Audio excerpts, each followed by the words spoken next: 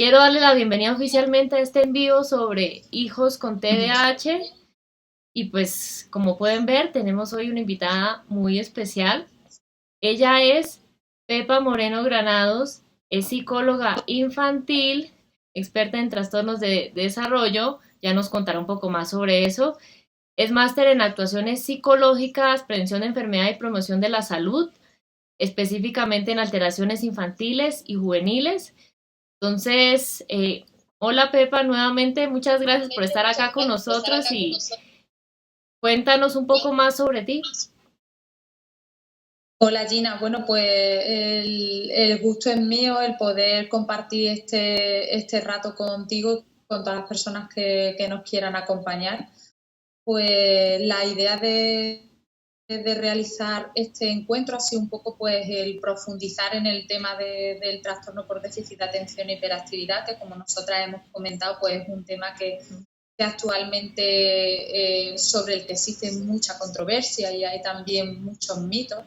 Entonces, pues bueno, vamos a intentar entre todos ir dando un poco de más, arrojando claridad sobre este tema y resolviendo todas las dudas, ¿vale? Mientras que se van uniendo todas las personas que quieren colaborar con nosotros, que vaya a participar, pues os cuento, actualmente tengo mi centro de psicología infanto-juvenil en España y en concreto en Sevilla. Y bueno, llevo bastantes años de trayectoria en cuanto a investigación y a trabajo enfocada solamente en los trastornos del neurodesarrollo, como comentaba Gina, y en concreto con el trastorno por déficit de atención e hiperactividad.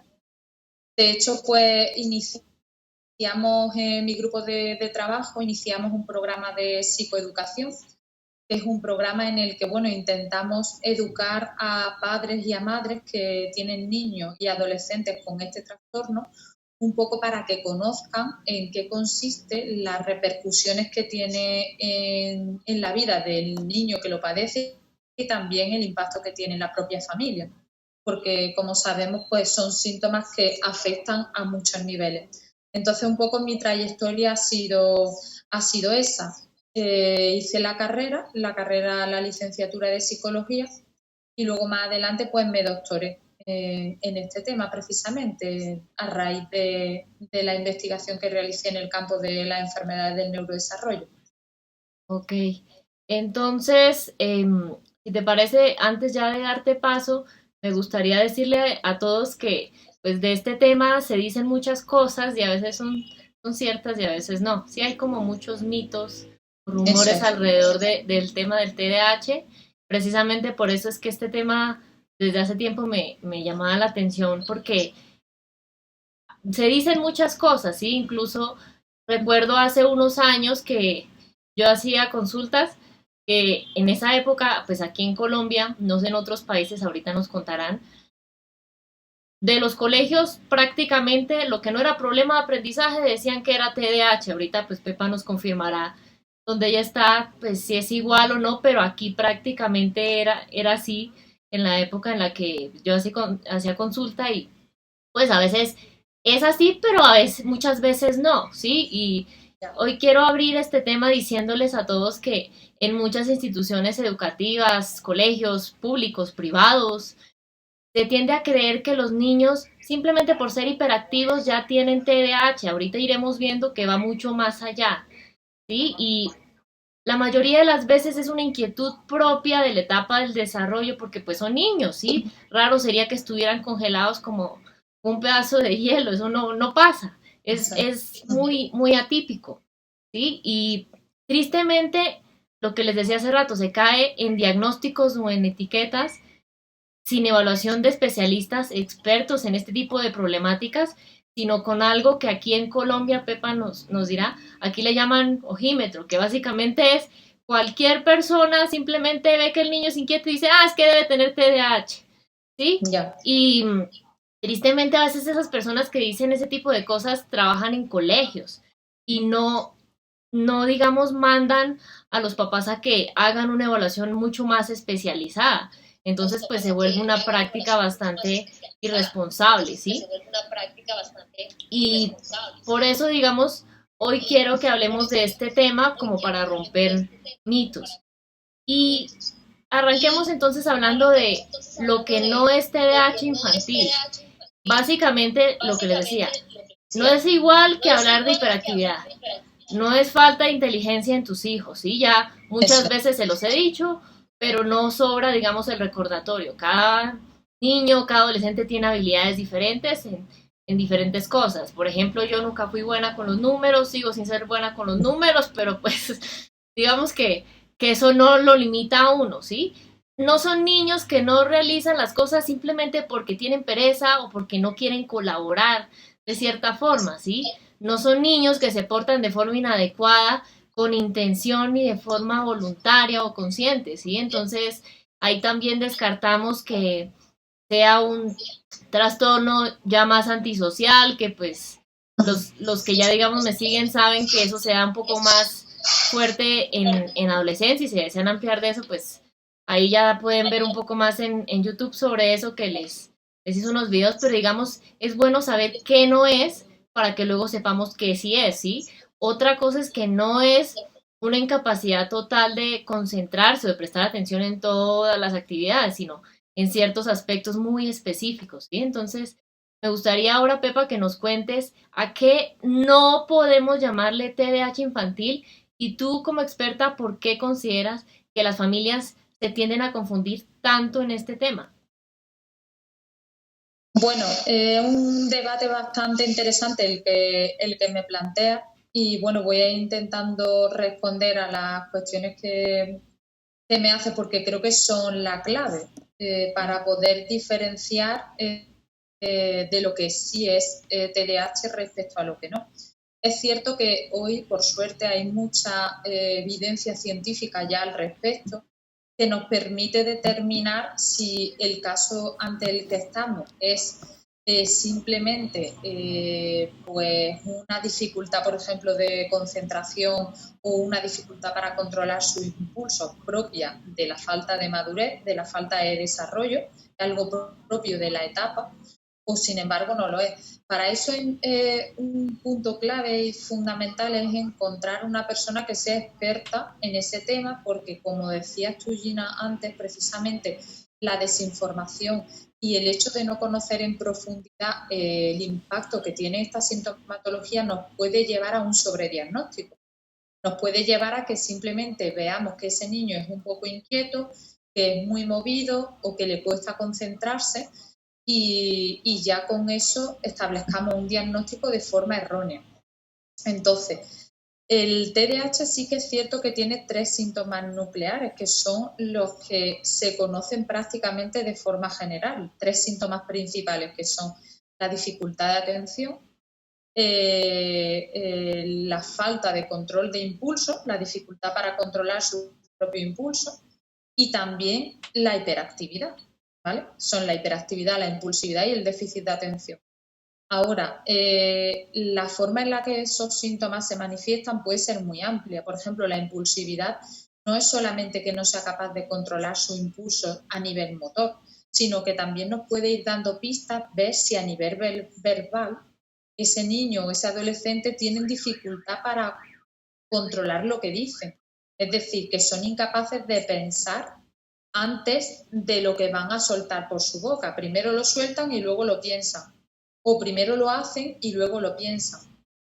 Otra cosa importante para empezar a determinar si es TDAH o no es que no aprenden de las propias consecuencias de sus conductas.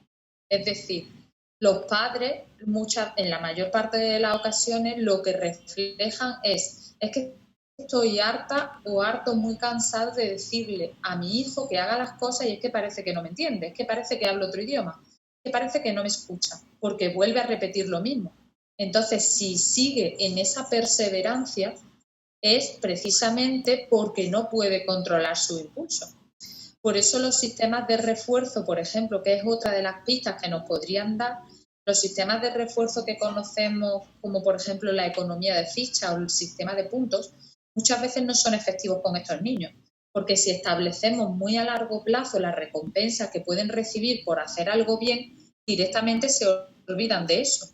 Ellos actúan más por impulso, entonces no son capaces de posponer. Es otra de las pistas que nos da, ¿vale? Y luego hay otra parte muy importante y que es más desconocida, que son las dificultades a la hora de gestionarse el tiempo, de controlar su conducta, de planificarse, de organizarse. Ese tipo de funciones, que son las que se conocen como las funciones ejecutivas, ya hay cada vez más evidencia de que también están alteradas en los niños que presentan trastorno por déficit de atención e hiperactividad. Por lo tanto, eso también nos podría dar una pista. Es decir, mi hijo se suele olvidar las cosas a la hora de preparar la mochila para el colegio. Con frecuencia se deja cosas, no es capaz de primero mirar el horario, ver cuáles son las asignaturas que tiene para el día siguiente y preparar todo ese material. Casi siempre se olvidan algo, se dejan las tareas que le han mandado en clase y no se las llevan a casa. Esos despistes también ocurren con mucha frecuencia y lo importante, vuelvo a lo mismo, es que no aprenden de la manera en la que puede aprender un niño que no tiene esas dificultades. Normalmente los niños aprenden por las propias consecuencias de sus conductas, es decir, si me he llevado una reprimenda en el cole porque se me ha olvidado la tarea en casa, normalmente los niños aprenden. Pero para los niños con TDAH esto no es suficiente, necesitamos otro tipo de pautas, ¿vale? Y luego, por otra parte, y muy importante también, es la dificultad que tienen para regular sus propias emociones y en algunos casos incluso para interpretar las emociones en los demás. Por eso os digo que no es solamente los 3 síntomas nucleares que se conocen de manera general, que es déficit de atención, dificultad para concentrarse o dificultad para controlar los impulsos o la hiperactividad. No es solo eso, sino que abarca mucho más.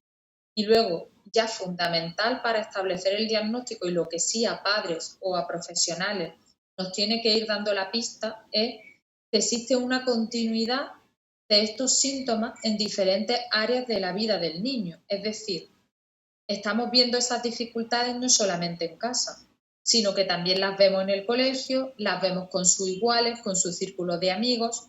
Entonces estamos viendo que esos síntomas impactan como mínimo en 2 áreas de la vida del niño. Eso sería lo que tendríamos que empezar a tener en cuenta para hablar de TDAH. Ahorita escuchándote, Pepa, digamos, tienden a confundir mucho hiperactividad con TDAH, que abarca muchas cosas más, como tú ya nos dijiste. ¿Podrías Eso. ayudarnos a saber cuándo puede ser hiperactividad y no es más bien un TDAH, como para desmitificar un poco más ciertas cosas que a veces uno escucha en la sociedad? Bueno, no sé, te refieres a que sea simplemente hiperactividad, ¿no? Sí.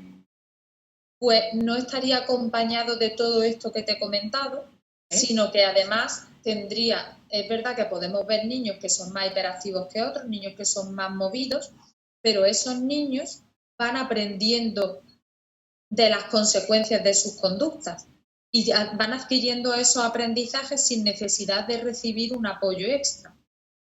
Y además estamos hablando de que es solamente la hiperactividad de manera aislada, pero no hay dificultades con la organización, con la planificación, con la gestión del tiempo. Si no hay baja tolerancia a la frustración, que es algo también muy presente en estos niños.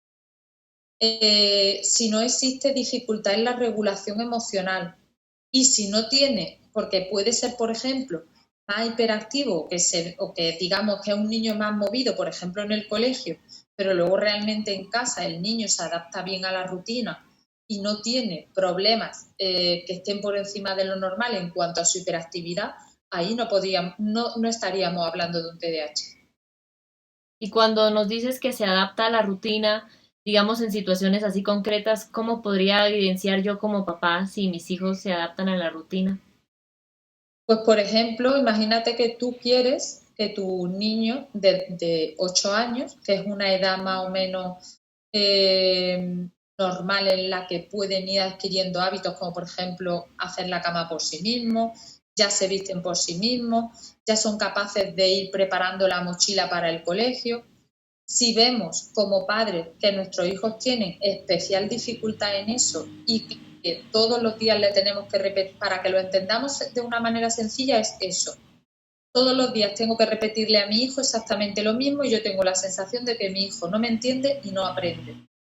Cuando esa historia se repite con frecuencia, podemos estar hablando de que ahí hay una dificultad que escapa a nuestro propio control y al de nuestro propio niño. Es decir, mi niño se frustra mucho. A raíz de todo eso, yo además observo que mi niño se frustra mucho porque yo veo que se esfuerza, que quiere, pero que no puede. Es como que hay algo superior a él. Ahí es cuando puedo yo como padre ver que hay una dificultad. Y digamos, importante eso que nos dices, Pepa, porque en realidad lo que hemos dicho es que sí, en realidad hay muchos mitos alrededor del TDAH, en especial en niños, y pues es importante que tengamos presente que pues normalmente pues el DSM-5 y diferentes expertos afirman que antes de los 12 años es que comienzan a evidenciarse señales, ¿cierto? Eso es. De hecho, en el último manual del diagnóstico de las enfermedades mentales, en el DSM-5, se cambió eso precisamente. Antes se hablaba de que estos síntomas se observasen antes de los 8 años, pero claro, ya hemos subido a los 12 precisamente por eso. Porque entre los 8 y los 12 todavía puede ser una etapa en la que por la propia inmadurez del sistema nervioso, por la propia inmadurez del niño, estos síntomas estén presentes. Pero ya vemos que siguen creciendo y siguen estando presentes. Síntomas que si fuesen propios de la falta de maduración, por la propia evolución natural desaparecerían. Sin embargo, vemos que no desaparecen, sino que cada vez van teniendo más impacto negativo en la vida del niño. El impacto va a ser directamente proporcional a la gravedad de los síntomas, porque los síntomas no están presentes siempre en el mismo grado.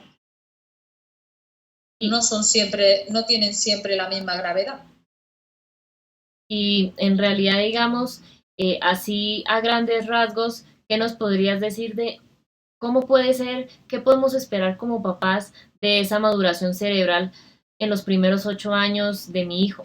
¿Cómo podría ser para que digamos, no pensemos que, ay, no, que ya todo es TDAH, porque pues no sé allá en España, pero aquí en Colombia tienden esa es la etiqueta como que usan para señalar todo lo que sucede con el niño. Ay, no, es que tiene TDAH, ¿sí? Y digamos, ¿qué podríamos esperar en esos primeros 8 años de vida para que uno diga, ok, esto que está pasando en mi hijo es propio de su maduración? Bueno, lo que podemos esperar es que nuestro niño vaya aprendiendo al ritmo al que se espera para su edad. Es decir, que veamos que los síntomas no le provocan incapacidad más allá de lo que se espera. Es decir, que vemos que aunque pueda tener ciertas dificultades y sea un poco más movido que el resto de sus compañeros, eso no le incapacita para adquirir un hábito, para aprender un comportamiento, para ir adquiriendo cada hito evolutivo. Es decir, que aprenda, que tenga autonomía, que aprenda a vestirse solo, que aprenda a comer solo, que pueda aprender a hacer la cama solo, a ducharse solo, que en clase, en cuanto al nivel académico, pues vaya adquiriendo las habilidades de lectoescritura en la edad correspondiente. Si vemos que todo va evolucionando de una manera que se espera, de una manera adaptada al momento evolutivo en el que esté, pues entonces no debería de llamarnos la atención más allá de que, bueno, puede ser un poco más movido que el resto, pero no como para que se le cuelgue ya el diagnóstico. Ok, y digamos, me gustaría entonces ya ahorita profundizar un poco más de qué si es TDAH, ya nos has dado como ahí pistas sobre el tema y me gustaría entonces ahorita decirles que lo que nos decía Pepa, importante tener presente que no es solo, digamos, hiperactividad o problemas de atención, sino va mucho más allá.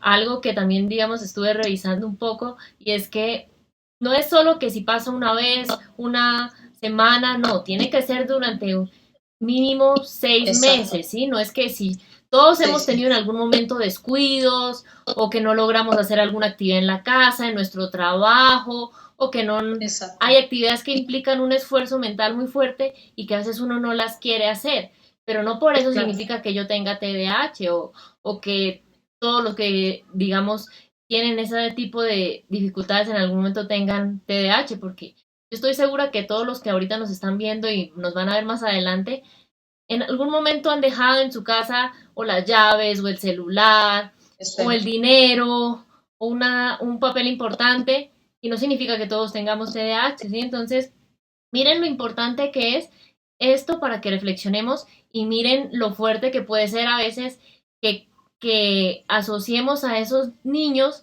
con esas etiquetas que a veces terminan siendo una mochila demasiado pesada para ellos, ¿sí? Entonces, es importante que tengamos eso presente porque no es andar señalando con etiquetas así porque sí, sino ir mucho más allá. Pepa ya nos ha dicho, este tipo de problemáticas como el TDAH son diagnosticadas por especialistas. No es el profesor del colegio, no es la vecina, no es el familiar, sino que alguien que tenga experiencia y conocimientos en este tema, ¿sí? Porque es algo, digamos, muy delicado que tenemos que manejar de una forma muy responsable con esos hijos. Y me gustaría, digamos, decirles también que Pepa ya nos decía, va también mucho más allá de esa conducta hiperactiva e impulsiva, ¿sí? Entonces, no es solo que está inquieto porque quiere ir al baño, ay, no, tiene TDAH, porque pues, sí, Claro. pues todos cuando queremos ir al baño estamos acelerados y eso es normal. Hay momentos en los que uno, digamos, está acelerado, llámese porque tiene que hacer algo que es prioritario, suplir alguna necesidad básica, ¿sí? Entonces tengan eso presente. Para hablar de TDAH infantil, y ella también ya nos decía, debe darse en varios contextos, no solo en el colegio. Entonces es importante en eso observar cómo se ven las cosas con nuestros hijos, ¿sí? No es solo lo que nos digan en el colegio, sino cómo es él en otros espacios, cuando está en una fiesta infantil, cuando está con nosotros en la casa, cuando está con otros familiares, cuando está, digamos, interactuando en diferentes espacios, ¿sí?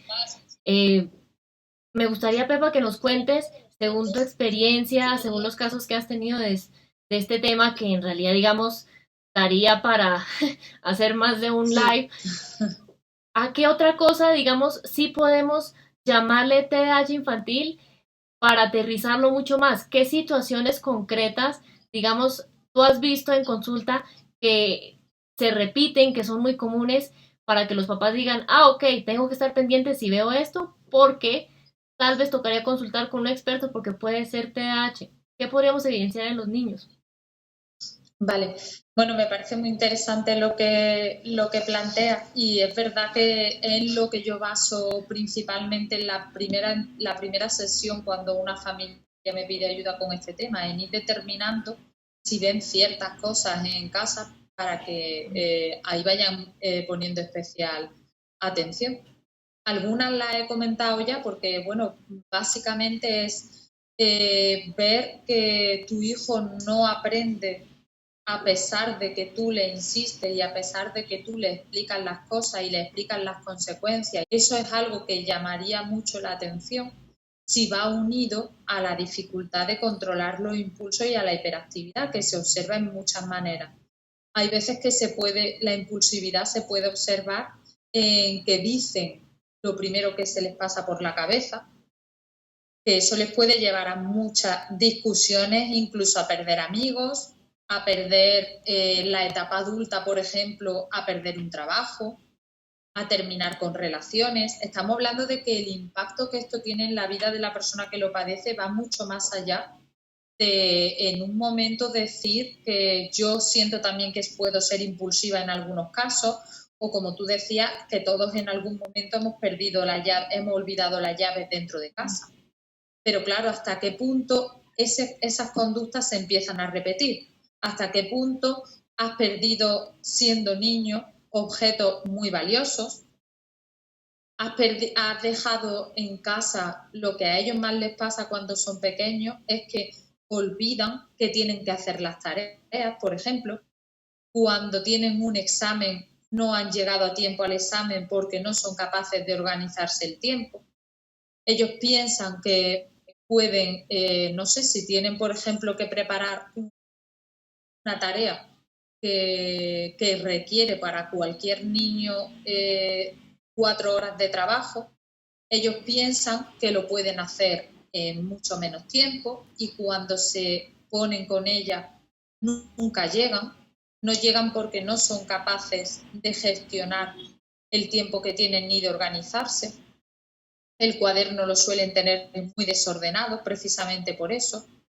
Entonces, ese tipo de conductas son las que nosotros podemos ir observando, en las que vemos que nuestro niño cuando se sienta a hacer, por ejemplo, las tareas, no es capaz de estar más de 20 minutos sin perder la atención, sin desconcentrarse, que con cualquier cosa que entra en su campo visual se pierde la atención.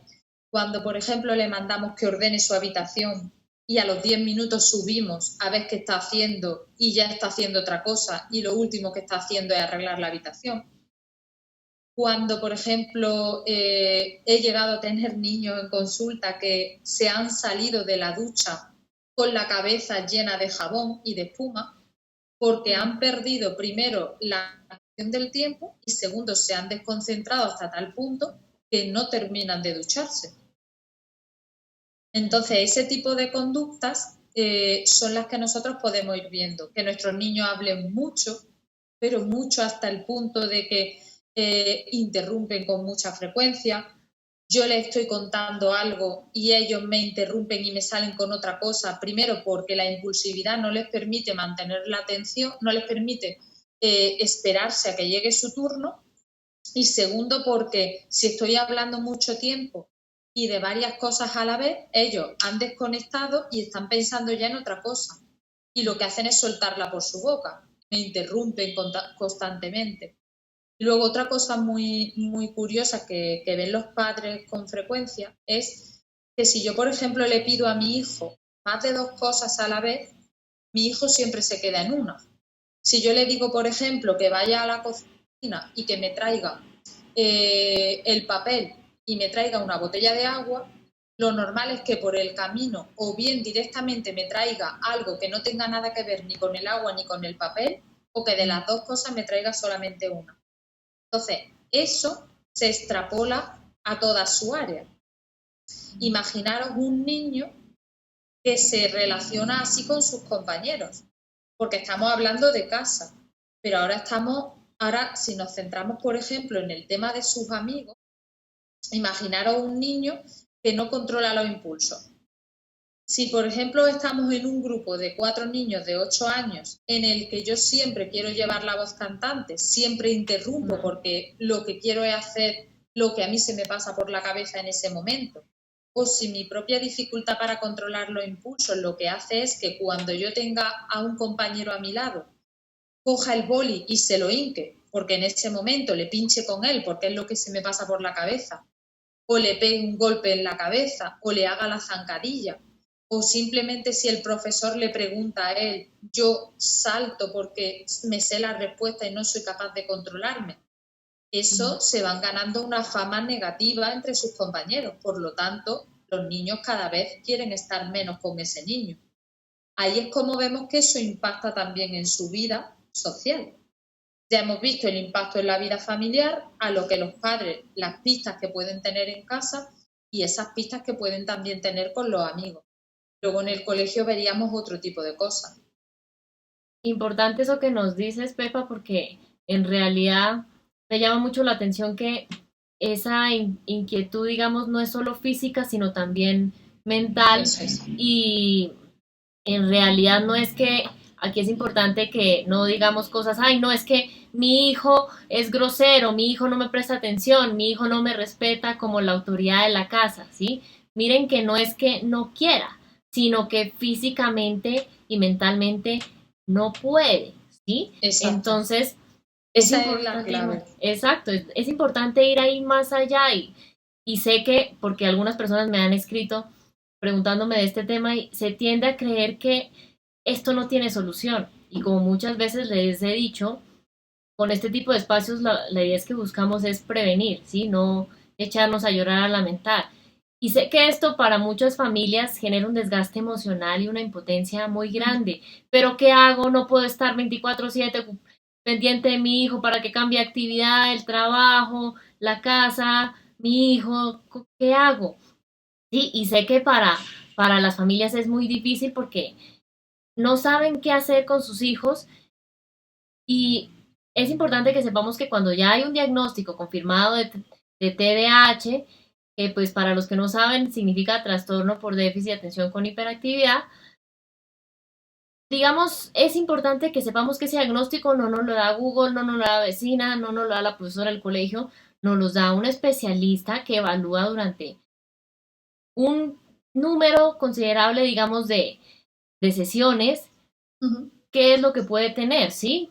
Tampoco es que si un especialista ve a lo lejos al niño y dice, ah, este tiene TDAH, así tampoco funciona, ¿sí? Entonces, por ejemplo, un psicólogo infantil así como nuestro invitado y como Pepa, o un neuropsicólogo, digamos que hay diferentes expertos que nos pueden asesorar en ello, pero ya saben, no es cualquier persona que simplemente por ahí leyó en Google, lo escuchó en la radio, Exacto. no, pilas con esas cosas porque la idea es ir más allá, asesorarnos de expertos y quiero decirles que cuando se necesita apoyo terapéutico, digamos que hay dos caminos que yo puedo evidenciar que pues Pepa nos dirá si los ve también es el primero, apoyarnos de ese equipo interdisciplinario, llámese el neuropsicólogo, terapia ocupacional, terapia física si es necesario, con audiología o terapia de lenguaje, pero pues cuáles de todos esos, o si son todos, variar según cada niño, porque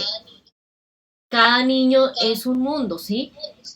Y aquí digamos que se busca que atiendan de forma individual durante el tiempo que se requiera y esto tiene un impacto favorable, ¿sí? Porque si hay disposición de los padres, interés de los niños por esas actividades, porque como son niños, lo importante es que sean actividades llamativas para ellos, que sean terapéuticas, pero engancharnos a través del juego para que, digamos, puedan colaborar y se sientan cómodos, ¿sí?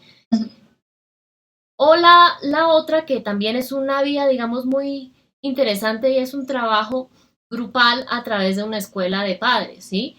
Esto, digamos, ¿qué beneficios trae? Permite que sea como un grupo de apoyo, una especie de red en la que se conocen casos de otras familias que han pasado por lo mismo que tú, que tienen hijos con TDAH y puede que Eso. lo que han resuelto ellos en casa puede que a ti te funcione, ¿no?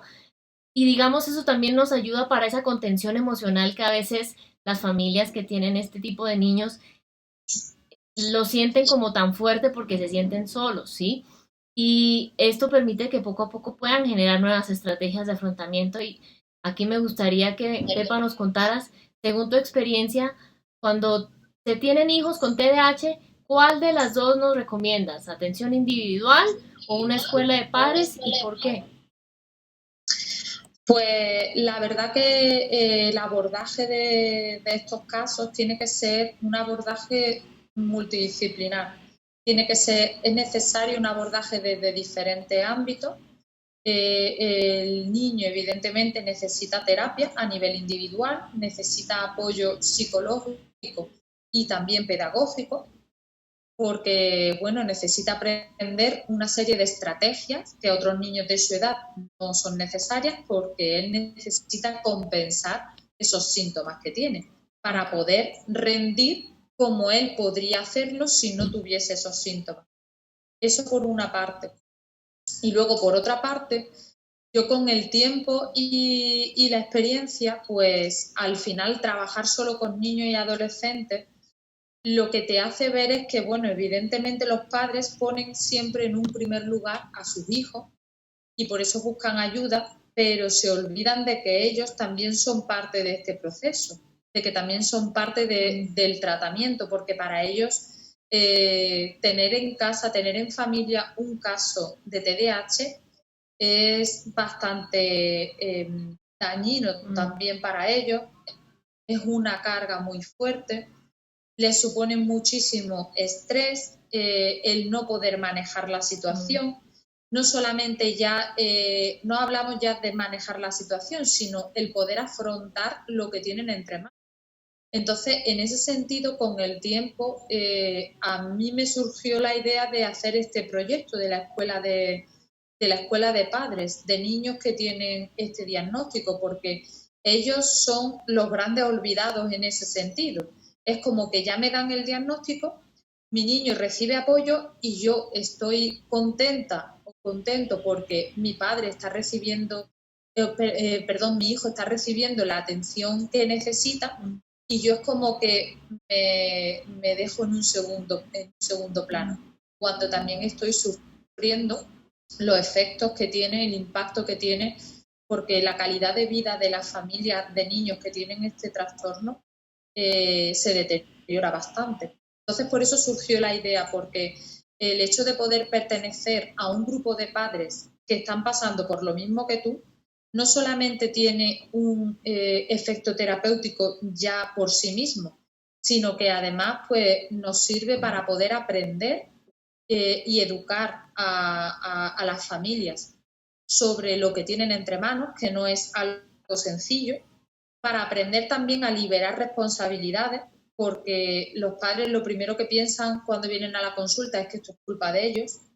Entonces, pertenecer a un grupo en el que se aprenda sobre el porqué del TDAH, por qué les ha pasado a ellos, porque es muchas veces la pregunta que tienen los padres, el impacto que tiene el aprender habilidades y estrategias para controlar la conducta de su hijo, saber cómo apoyarlo en cada momento y que ellos a su vez también reciban ese apoyo, pues me he dado cuenta que con el tiempo es algo que no se está haciendo y es necesario también. Por lo tanto, el abordaje es multidisciplinar, individual y también familiar. No nos podemos olvidar de la familia. Importante eso que nos dices porque con frecuencia todo lo relacionado a la salud mental de nuestros hijos, en especial si son niños, tendemos a consultarles, digamos, primero a Google o a personas así cercanas antes de averiguar con expertos que iríamos más como, aquí en Colombia decimos como a la fija, cuando ya es un camino, digamos, más corto, pero mucho más efectivo, ¿no? Y importante que tengamos esto presente, familias, para que sepan que a la hora de la verdad aquí nadie es culpable de nada, ¿sí? Esto no es, Sí. digamos, que la culpa es del niño o de la profesora o de los papás, no, digamos que simplemente es una situación como cualquier otra situación que viven diferentes familias, que a veces es importante, digamos, revisar y poco a poco acompañarnos de expertos, como cualquier cosa, ¿sí?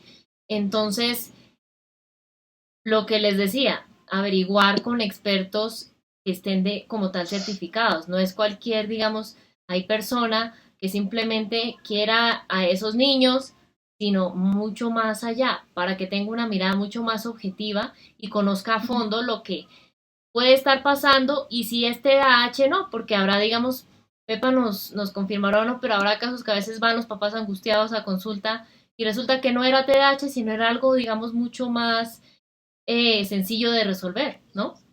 Sí. De hecho, pues sí que es cierto que también lo encuentro en consulta, que los padres, hay padres que vienen alarmados porque, bueno, se oye mucho hablar del déficit de atención, sobre todo de eso, que bueno, también es un síntoma que está hoy en día muy potenciado por el uso y la exposición tan temprana a las tecnologías, que eso sería otro debate que podríamos hacer, porque eso da para mucho. Bueno, y si no tienes la experiencia suficiente como para ver dónde está la línea entre lo que se considera el déficit de atención propio del TDAH o simplemente una dificultad de concentración, pues propia, por ejemplo, de recibir una alta exposición a las tecnologías, se puede estar diagnosticando a casos que realmente no lo son. Entonces, pues bueno, hay padres que vienen un poco alarmados por eso, porque escuchan, porque miran en internet, como tú has comentado, y claro, la definición del déficit de atención es la que es. Si tú metes esos datos en internet, la definición de ese síntoma es lo que conlleva. Ahora, o es lo que aparentemente puede ser y es lo que significa, pero sí hay que saber determinar el impacto que tienen esa dificultad de atención, por ejemplo, para ver si es propia del TDAH o no. Y me parece muy bueno eso que nos decías ahorita de no solo la consulta individual con ese niño, sino también un apoyo familiar y, digamos, me quedó sonando mucho esa parte de esa escuela de padres que tú tienes con niños TDAH y me gustaría ahorita abrir el espacio para que nos dijeras qué beneficios tiene esa escuela de padres con niños, de niños con TDAH que, digamos, tú tienes y dónde podríamos encontrar más información para acceder a ella. Vale, pues principalmente el principal beneficio es el apoyo que sienten al sentirse y la tranquilidad al sentirse que no están solos, se sienten comprendidos, que hasta que llegan a consulta es un poco caótico todo lo que están viviendo en casa porque además no hacen más que culparse y responsabilizarse de lo que pasa. Entonces, por otra parte, otra ventaja es que se liberan totalmente de eso y asumen responsabilidades en las situaciones en las que tienen que asumirlo, pero no más. Entonces, esos son principalmente los beneficios, así como el aprendizaje y la educación en cuanto a la adquisición de un conocimiento que es real y un conocimiento que está comprobado científicamente, porque la información que yo intercambio con los padres que pertenecen a la escuela de padres está basada en la evidencia científica. En este programa de psicoeducación que te comenté que desarrollamos a raíz de varios estudios que hicimos con padres de niños diagnosticados con TDAH. Entonces, al final, los beneficios principales son el aprendizaje de conocimiento real, no de cualquier tipo de fuente de información que nos pueda llevar a confusión, el aprendizaje de técnicas para manejar la conducta de nuestro hijo y que al fin y al cabo mejore la calidad de vida en casa, por el ambiente y la relación entre todos. Y eso principalmente junto con el apoyo, con el sentir que no están solos. Y me gustaría entonces ahorita abrirles el espacio a todos los que nos están viendo. Si tienen preguntas sobre hijos con TDAH, aprovechen ahorita que tenemos aquí a Pepa y pregunten lo que quieran de ese tema. Mientras tanto, quiero aprovechar para decirles que este en vivo va a quedar en Instagram durante 24 horas y yo les estaré avisando por historias cuando ya esté fijo en YouTube de forma permanente para que lo puedan ver. Y quiero decirles que coincidencialmente no lo planeé ni lo busqué así, pero coincidencialmente el tema que ustedes eligieron este mes es TDAH infantil. Entonces ahí estaremos, digamos, hablando un ratico durante todo este mes de febrero sobre ese tema. Y ya saben, preguntas que tengan sobre hijos con TDAH, aprovechen y déjenlas ya mismo para Pepa que nos las responda rápidamente. Y pues yo quiero aprovechar ahorita, Pepa, para decirte que pues gracias por estar aquí con nosotros. Yo, digamos, tú y yo comenzamos a hablar ahorita en enero, pero cuando tú abriste la escuela el año pasado, si no estoy mal, a mí me pareció genial porque se tiende a hablar, digamos, de, de este tipo de espacios para personas que tienen adicción a una cosa o adicción a otra, pero a veces en los papás, digamos, no se piensa en problemáticas relacionadas como el TDAH porque se enfocan solo en el niño y me Eso. parece un espacio, digamos, muy lindo como para apoyarse y soportar todas las situaciones que pueden vivir en algún momento. Entonces, última oportunidad, cuéntenos por acá si tienen alguna pregunta, algún comentario que quieran hacerle a Pepa, envíenle muchos corazoncitos si les está gustando este tema. Si tienen Los alguna padres, la pregunta, verdad que sienten mucho, se sienten muy arropados en esos grupos sí. y al final es lo positivo, que ven que ellos se han ido dejando, han ido quedándose en un segundo plano cuando al final el impacto en su salud, tanto Mm. física como mental, también también tiene efectos, pues, consecuencia de tener un niño con TDAH. Entonces, pues bueno, si quieren saber más información de igual modo de esta escuela de padres, pues saben que en mi perfil lo pueden ver, en la página de la consulta de Psicoinfantil Sevilla hay un blog en el que se explica con todo detalle. Ok, aquí nos preguntan, Pepa, Si se podrían diagnosticar TDAH en niños de 2 años y medio sabiendo que su padre tiene TDAH. Bueno, sabiendo que el padre tiene TDAH, es verdad que existe una probabilidad más elevada de que nuestro hijo tenga TDAH, porque es un trastorno, estamos ante un trastorno con una carga genética importante. Eso quiere decir que en casos, por ejemplo, como el que plantea Rosario, pues hay una probabilidad más elevada de que nuestro hijo desarrolle TDAH, ¿vale? Pero con 2 años y medio los síntomas tendrían que ser muy graves como para que se pueda hacer un diagnóstico. De hecho, no es recomendable hacer un diagnóstico tan pequeño. Mi recomendación sería esperar. Sí que es cierto que ya teniendo en cuenta los antecedentes, y si Rosario lo pregunta, quizás es porque haya visto algún comportamiento en su hijo que pueda hacerle sospechar, sí que los padres podéis empezar a aprender sobre este trastorno para ir adelantando y pudiendo manejar el comportamiento de vuestro hijo ya desde pequeño. Pero un diagnóstico tan pequeño no es recomendable hacerlo. Digamos, ¿a qué edad ya se podría dar un diagnóstico? Pues obviamente de la mano de algún experto. Bueno, no hay una edad tampoco fija. Es verdad que Ok. hay casos en los que es muy claro cuando tienen 5 o 6 años, pero tampoco es lo habitual. Es verdad que lo que yo me encuentro con la experiencia, sí que he visto que la edad media con la que más se puede establecer el diagnóstico está en los 7, 8, 9 años. Es cuando podemos hablar ya de la existencia de un diagnóstico. Ok.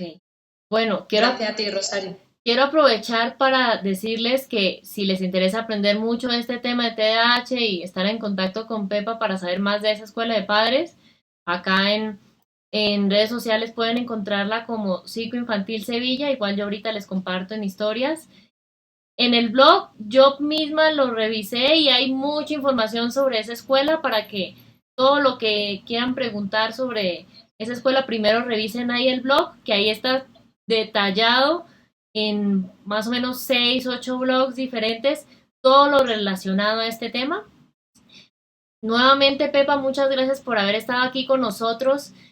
En realidad, digamos, nos gusta, aquí aprendemos todos juntos y lo que yo les digo siempre, aquí yo también aprendo mucho de la mano de las personas que vienen aquí a este espacio porque en realidad se dicen a veces tantas cosas sobre TDAH que a veces hasta uno como psicólogo lo enredan con ciertas cosas que oye, incluso por algunos, digamos, colegas que están un poco desinformados frente al tema y no se capacitan. ¿Sí? Entonces, por eso importante este espacio y lo que yo les digo siempre, recordemos que la idea es prevenir y no tener que lamentar. Nos vemos en una próxima oportunidad. Ay, miren, Pepa es un amor y ayuda muchísimo tanto a papis como a los peques. Ahí hay una persona que ya te recomienda 100% y no creo que sea la Muchas única. gracias, pero sí. Entonces, miren que aquí ya le están recomendando para que revisen. Si tienen sospechas de que sus niños pueden tener TDAH, Pepa es la indicada. Y nos vemos entonces en una próxima oportunidad. Muchas gracias, Pepa, por haber estado aquí. Chao. Muchas gracias a ti, Gina. Un saludo a todos.